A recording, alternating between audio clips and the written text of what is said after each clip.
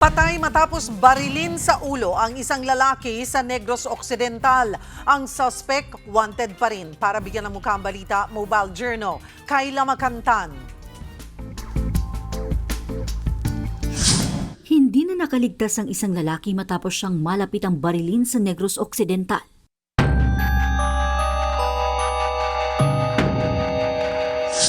Nasawi ang 39 anyos sa si alias Jake dahil sa tama ng bala sa ulo. Sa investigasyon, ipinaparada niyang motorsiklo sa loob ng kanilang gate pasado 1:30 ng madaling araw nitong Huwebes. Biglang pumasok ang isang nakajacket na lalaki sa kabinarilang biktima. Sinubukan siyang isugod sa ospital pero dead on arrival. Isang basyo ng bala ng kalibre 45 ang na-recover sa pinangyarihan ng insidente. Pinaigting na ng mga otoridad ang hot pursuit operation at intelligence monitoring upang matuntun at maaresto ang suspect. Sa ngayon, patuloy ang investigasyon sa krimen.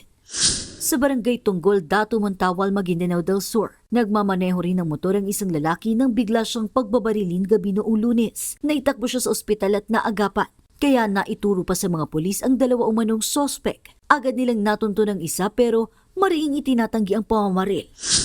Siyempre, natural sa suspect yung magdidinay. Hindi niya sinasabi kung ano masama, kaya nga, dinidinay niya. Doon niya ipapinatago lang ang sarili niya sa kanya.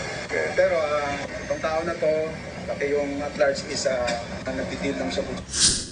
Nasa kustodiya na ng Municipal Police Station ng suspect. Patuloy ang kanilang investigasyon para matukoy ang buong pangyayari. Mga kapatid, Mobile Journal, Kayla Makantan, hatid ang mukha ng balita.